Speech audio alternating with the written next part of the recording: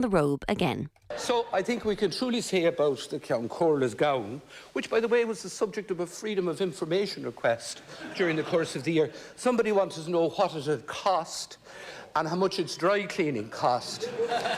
And we discovered it was here so long that nobody knew what it had cost, and it had never been dry cleaned. The brother of murdered Belfast solicitor Pat Finucane says a device thrown at his home last night was packed with gas and nails. Martin Finucane's window was smashed in the Glenties Drive area at around 6:30 this morning, but the explosive did not ignite. Human rights campaigner's nephew, John, is the current Sinn Féin MP for North Belfast. Police are still working to establish a motive and say a vehicle was heard making off from the scene. The Health Minister has officially added COVID-19 to the list of notifiable diseases.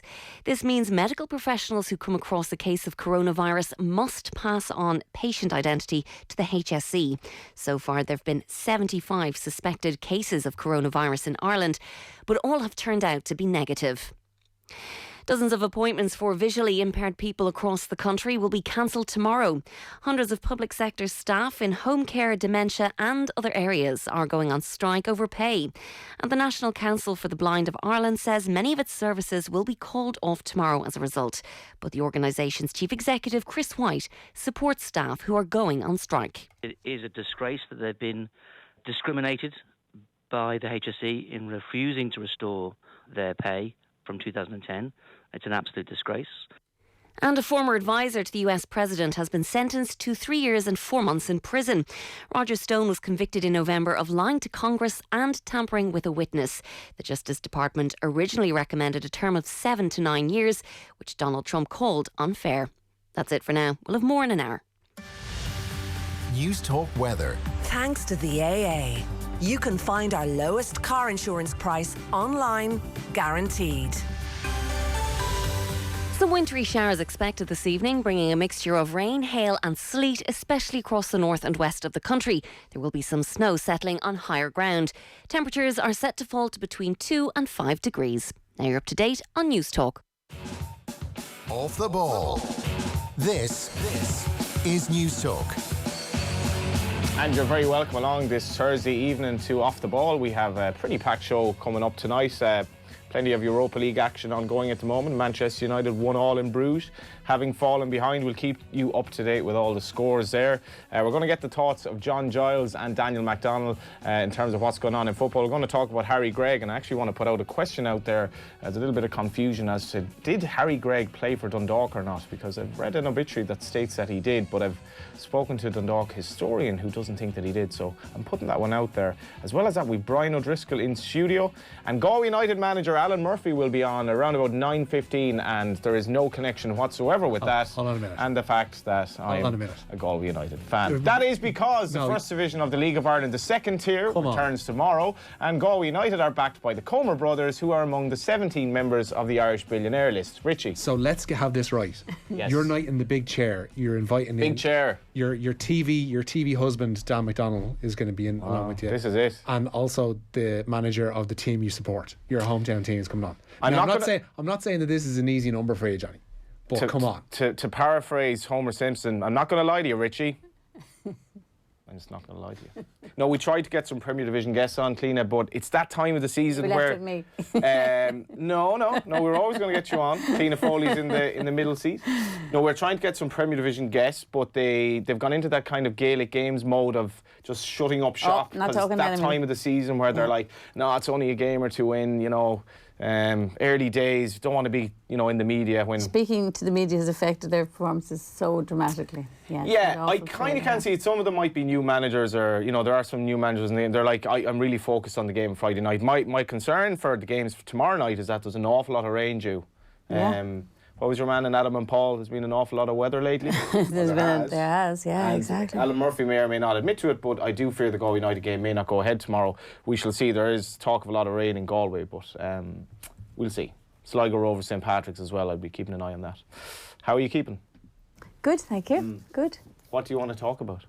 What do I talk about? Well, I was quite struck today by an interview with Luke Cowan-Dickey, the English hooker, or the English, I suppose, substitute hooker, if you like, who it turns out is a very good gamer.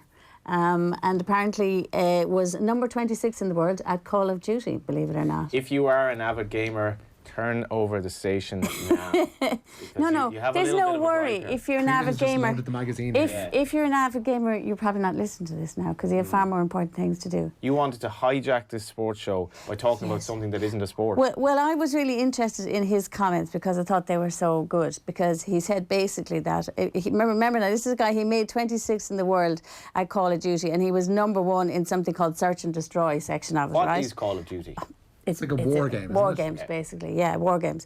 But I was at the Irish Law Society have every year they have a really interesting kind of conference on sports law. And I was at one last year, and I listened as people from abroad came in to talk about player welfare in eSport. And that was fascinating. No, I'm not having a Cliona. Their player welfare issues in eSport were that they weren't eating properly. Well, in fairness, The notion of eSport just cracks me up. but it's huge. Like they had it was. Don't call it a sport, Richie. But it was included in the Asian Games in 2018. There's panels looking into whether or not certain things are actually going to be included in the Olympic Games because they feel that the Asian Games is the first stepping stone towards it being eventual Olympic sports. And the one they had a really narrow scope of what games could be included. One of them was Call of Duty. There was another one along a kind of a strategy kind of base game. The name escapes me, and FIFA was another. Right. So you could have the notion of somebody winning, like David Myler could be an Olympic gold medalist in FIFA. No, it'll never happen. It'll never happen. I'm telling you now, Richie. It'll never happen. We would have thought rock climbing would never happen. Competitive dancing would never happen. And look, the Olympic family is a broad church. Oh, it's a broad church, but surely it has to be a physical activity. Surely it has to be. It has to be physical activity. No, it's not, and you could have argued that why would you call it a sport? But there is a degree of physical skill in snooker. Hold on, and there's a degree of physical skill in darts. But there is no degree of physical skill, to my opinion, in gaming. Hang on now, have you actually gamed? It can get very, from what I remember playing the Sega Mega Drive, it can get very tired. This is about, 25 years ago? I'm sure it's changed since. Well, I remember the Sega Mega Drive. We usually rely on Joe being in here to make this room feel older, but recently... I'm the old one here. Recently, a couple of points on this, right? First of all, we spend a ridiculous amount of time online, be that on your laptop, on your phone. It's actually scary. Adults have become... spoiled children on public transport where they won't look at each other, just look at their phones, right? Blah, blah, blah, blah. So this is maybe an extension of that. It's just another thing that we do online, blah, blah, blah, and it does involve talent. But recently I was drafted into a kind of a career guidance chat. Don't laugh. How stuck were they? So I was like... how far down that list were you? It was on in the national NCI, and it was a friend of mine, and she's like, listen, she put it out in the WhatsApp groups, like, listen, I need 7 or 8 people to come in and chat to some of these students from one of the local schools, kind of career guidance. So I'm like, that's grand. This is negligence on a gross scale. So I was there to represent journalism. And I was at one table, and then so the kids would come, about 7 or 8 kids would come, they'd spend exactly 7 minutes with you, then they move to the next table who might be a Garda or whatever, blah, blah, blah. But I was expecting them to be transition year kids. They were in first year, right? They were in first year. So I was literally talking to 13-year-olds about trying to become a journalist and why not. But anyway, the big thing that I learned from was there are an awful lot of gamers out there who are kids. And I said, what's the longest your longest sitting that you've had? And one of them said 30 hours. Oh, sweet mother. And I was like, did you go to the toilet or? Did you leave the... Genuinely said 30 hours. He said it with a straight face. But you see, it is gaming. That's what it is. It's computer gaming. But don't call it eSports. Don't have world championships. Don't have Riot Games is one of the companies that they had people over talking about this. They are being paid millions. I mean, these brilliant people are actually being paid. But don't talk to them. They kept calling them athletes in this seminar, and I was like, they're not athletes. They're not athletes. They're gamers. And they were talking about their welfare and their, all of the legal stuff that needs to be put in around them. But if it is going to be regulated as a sport... It's not, Richie. It's not. If it is going to be regulated as or like a sport, then there are massive player welfare issues because you are dealing with the horrible thing that is the internet. And for anybody who's played Call of Duty, I'm not one of them now, but there is an interactive aspect to it, whereby you're dealing with people all around the world who are calling you all sorts while you're trying to kill them in Nazi form. And apart from the mental health issues, really interesting is one of the things they were raising was doping and match fixing is really big in it. Huge. And people bringing in USB keys and cheating at them. So it's got everything that real sport has. But I don't call it a sport. I'm not going to lie. If I had the option of playing a computer game against people online from around the world when I was about 13, 14, 15, I would literally have had no interest in anything else in life, because I thought that would have... I remember thinking if this happened, it would be the most amazing thing ever, but I kind of just got fed up with video games. And they actually, at that as well, I remember them saying that most Fortnite players are retired by 27. Stop. So we have a couple of texts in, some rather... Some gamers. Rather interesting one. Des, laugh all you want about player welfare, guys, but my brother once clocked me in the head with a controller when I beat him at Mario Kart. Pretty sure I had a HIA. Nice one, Des. I think we can all relate to that. I remember a legal case there definitely does. I remember my brother Michael being immersed in some game on the Sega that we'd been playing for hours, and my mother came in to, do something in the room, and she tripped over the cable and plugged it out. Probably. Oh, no. And she didn't talk for weeks after, actually. Didn't someone once say, the nerds will inherit the world? Nerds! Or maybe it was the meek. Either way, eSports is not a sport. Enough said, Shane. Thank you, Shane. On a totally unrelated matter, always respect how Johnny gives Dan the full Daniel McDonald treatment. A sign of respect. How come he doesn't call Richie Richard, though? Is that a snub? I reckon it's almost certainly a snub. Yeah. 3 exclamation marks. Why would anybody respect me? Yeah. Thank you. I respect a lot about you. I respect your impressions, your music tastes, your... Covering for Tom Dunn tonight after the show, by the way. There you go. What's up? I will have 3 Andrew Weatherall mixes, the great DJ producer who passed away during the week. Radio Na Gaeltachta, correct me if I'm wrong, did a tribute to him last night for 2 hours. How did amazing stuff. I saw Andrew Weatherall. My mate Julian put me on to him. I didn't know much about him, but he was playing a gig in the old Porterhouse North, and I went along a couple of months ago. It was one of the best gigs I've ever been at. Absolutely amazing. Yeah, he looked like kind of a hologram with a beard. Like he was really up high. Yeah. Like a guy who he looked about 60 odd. I think he was 56. 56, yeah. But it was a fantastic gig, and I couldn't believe when I heard you in the week. So that'll be I'm going to tune in. Yeah, remixes My Buddy Valentine, Saint Etienne, and Mike Garry in honour of Tony Wilson, whose 70th birthday today. So there you go. There we are. I guess we should probably. We should talk about sport, should we? In eSports. No, we'll start off with tonight's Europa League action. Half of the last 32 first legs kicked off at 5:55. In Belgium at the moment, it's Brugge 1, Manchester United 1. Anthony Martial, just before the break, cancelled out an Emmanuel Dennis opener, which came in comedic fashion via an assist from Simon Mignolet. So 1-1 it is in Belgium. And in Denmark at the moment, it's Copenhagen 1, Celtic 1. Odsonne Edouard had given Celtic the lead, and Doy has equalised for the home side in that one. Still to come at 8 o'clock, Arsenal are away to Olympiacos. Team news is in for this one. Matteo Guendouzi, after a spat with the manager, returns to the midfield. Their team in full is Bernd Leno in goal, a back three of Skodran Mustafi, Socrates Papastatopoulos and David Luiz. Across the middle, it's Bukayo Saka, Guendouzi, Granit Xhaka and Joe Willock. And then a front three, a strong looking one too, of Pierre-Emerick Aubameyang, Gabriel Martinelli and Alex Lacazette. Wolves play a knockout European tie for the first time since 1980 when they welcome Espanyol to Molineux. A very strong Wolves side, full strength. Rui Patricio in goal. Their back three, familiar as it is now, of Willy Bolly, Conor Cody and Roman Saiz. Matt Doherty's on the right hand side, Johnny Otto's on the left. In midfield it's Joao Moutinho and Ruben Neves, with Adama Traore and Diogo Jota flanking Raul Jimenez. Also at 8, Rangers kicking off at home to Brugge. Gotta stop you there, Richie. You mentioned Doherty. What date is the Slovakia game? It's the 26th. So that gives us a little over a month. Yeah. Who starts right back? I would say Doherty, and this is all mute, because McCarthy's going to go what McCarthy's going to go with, but based on form and current, longevity in the first team, it has to be Doherty, but it won't, because McCarthy loves and respects the fact that Coleman is captain and has been a long-serving candidate for the side, etc., etc. And I think it's going to be Coleman, though probably should be Doherty. 5-3-1-0-6 people. Who should be starting? And you can even extrapolate on that. What about the midfield? Glenn Whelan is playing well for Fleetwood at the moment, but we may have an issue on the left as well. Cliona, Mick is not going to change his spots, as it were, at this stage of his life. No, but he may have to make changes. But that's the thing about him. That's what I can't get over about him, is that he's unapologetic and he isn't going to change things. So he just literally will keep doing the same old thing. Although I always think that Coleman there's a leadership element there with Coleman. I think always. I was at the game against. I think he's good. Denmark played. Granted, he was poor for the goal, but we look so much better now. I know Denmark sat back, but he's just so comfortable on the ball and what he offers going forward. And any little percentage better we could be in offensive areas, we need it. I always think that about him. I'd be if I were a manager, I'd be a lot more, attacking, and Doherty be a definite starter. But anyway, it is what it is. We have a text. You're all completely ignorant of gaming and eSports. Get clued in. Not eSports. This is a long one now.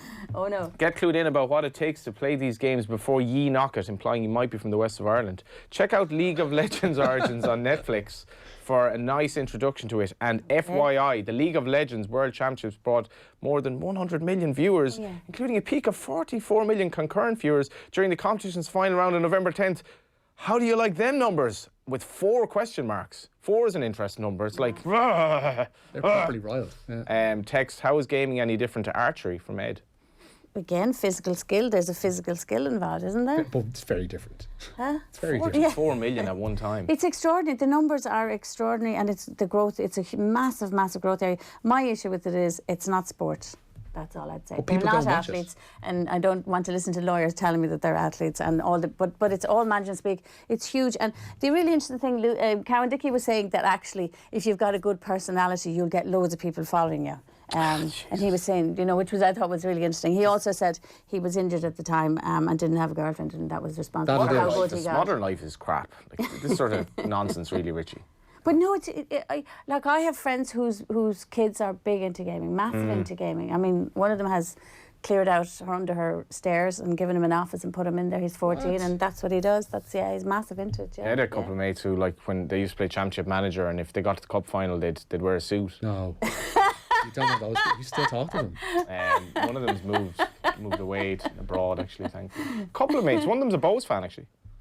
Won't name any names. Please don't. He's not wearing that suit to the terraces. Turn my club with that kind of brush. What else do we have, Richard? Andrew Conway, Billy Holland and Jeremy Loughman have all signed contract extensions with Munster today. Conway's penned a 3-year deal, keeping him with the province until 2023. Holland signed a 1-year extension and Loughman a 2-year deal. SSE Airtricity First Division clubs say they will only consent to play against Shamrock Rovers 2 for the 2020 season alone. The Rovers B team were granted entry to the league after Limerick were denied a licence in December. First Division clubs say they've decided against legal action on the matter, but are happy that there will be a full review of the league structure within 6 months. The Alliance say sanctions that would have come with boycotting the Rovers under-21s games may have placed them in jeopardy. The new First Division season, as Johnny mentioned, gets underway tomorrow evening. I think this is a load of nonsense, to be honest. I know you're a Bowes fan, but I don't get what the clubs are giving out about here. I don't get. Now, they've obviously brought in these restrictions in terms of what Rovers second team can do, but Stephen Bradley said to me, would you prefer Rovers B or a dysfunctional First Division club that's struggling to pay wages? We needed 10 teams. It's not ideal, but I don't get the ratio. Just get on with it. Yeah, it happens. You see it actually happening, like in some women's team sports. Even in the GA, Camogie, whatever, you can have 2 county teams. I think it's weird. I do think it's weird, and it allows you.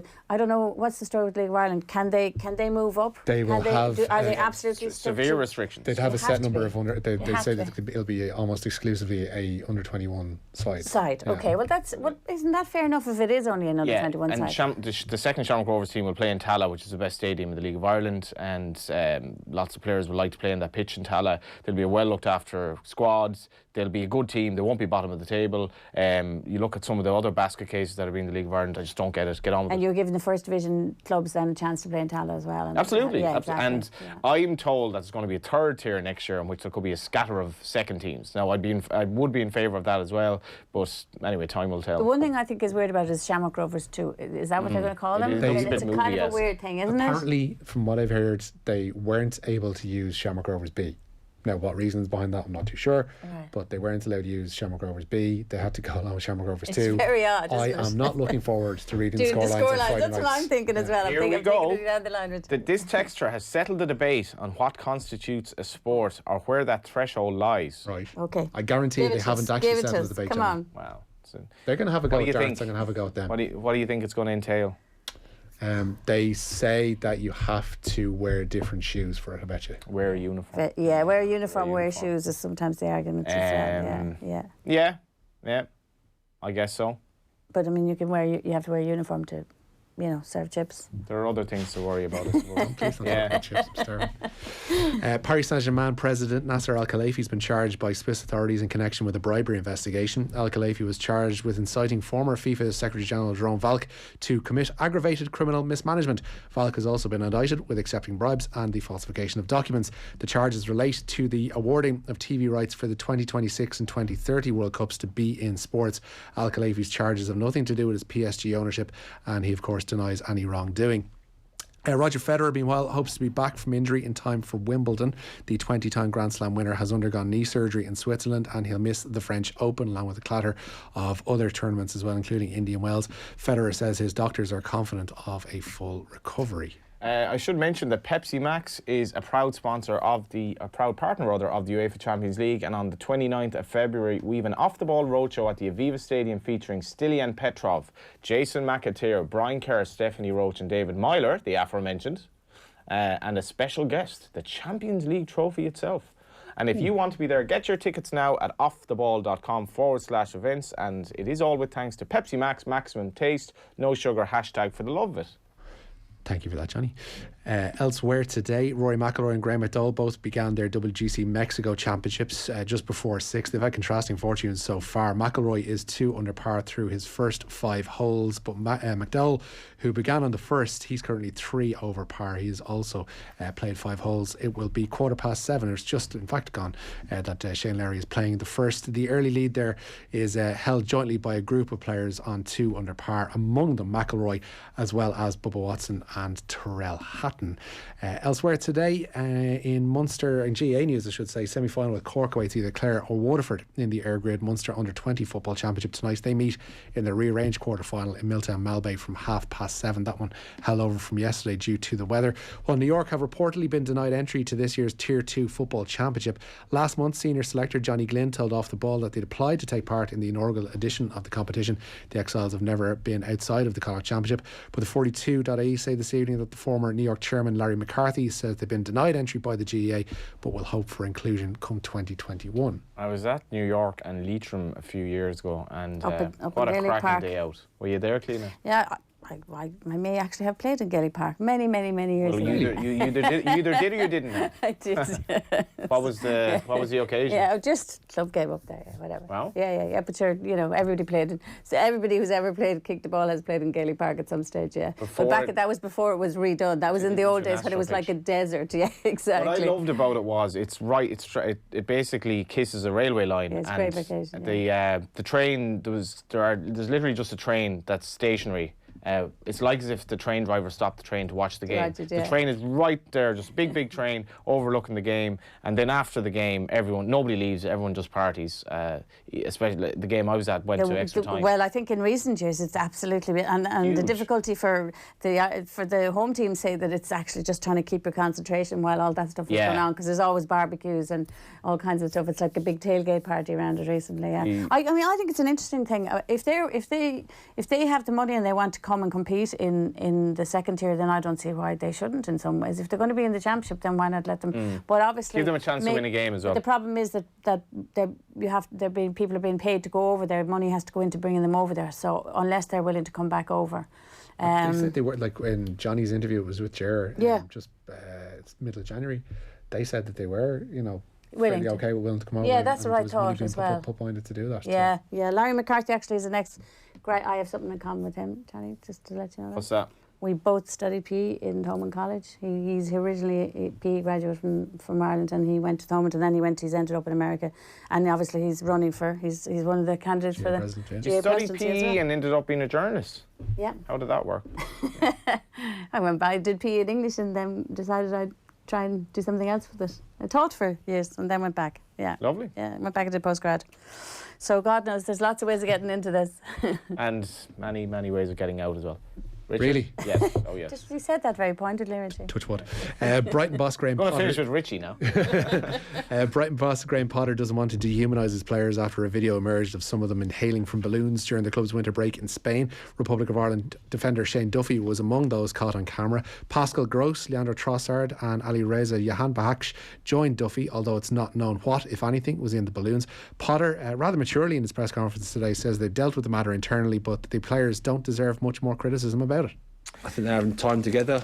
The actual thing they're doing isn't good, but in terms of the overall being out and enjoying each other's company, I don't think that's necessarily a bad thing on a break. That's what they're meant to be doing.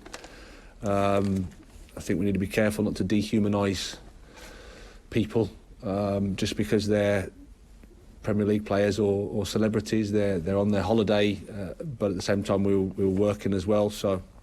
But clearly the photos don't represent them, I don't think, in the light that they would like either. Thanks for coming in, Cliona. Where are you the weekend? I'm watching rugby for a start, I think, and we'll see from there. A couple Depends of what the weather texts. does. Yeah, we'll see about that. Game is what one shoots, sport is what the servants play. Another text, there's a physical skill involved in high-level gaming. Reaction speeds are really important, to which the producer JP has replied, if that argument holds water, then packing your bags at the little checkout simultaneously as they're being scanned should 100%. count as a sport. Now, I've tried that. I'm good at it. Yeah. JP with You have to have a system. Yeah, what's your system? You have to have the bags ready to go, first of all, and you have to know what's going in what bag. If I start fumbling in my pocket for the money, then I'm Fridge like, stuff, you've press absolutely stuff. ruined my day, Johnny. Bang, And then bang, do you bang, always card. press the little smiley button after? No, I don't actually. Yeah. No. Depends on whether I've got a pastry. Pastry helps everything. It's 1-1 in Little Bruges, cinnamon Man buns. Yeah. It's 1-1 in Bruges, Man United. Up next, potentially talking about eSports or not, is John Giles. Off the ball on News Talk. Have a great evening with itsforwomen.ie. Don't live your life on hold. Get a quote now at itsforwomen.ie and see why we're trusted by over 130,000 women in Ireland. Come the day and come the hour. The time has come to get behind your team. Be part of all the Six Nations at D2, the home of sports. Watch all the games with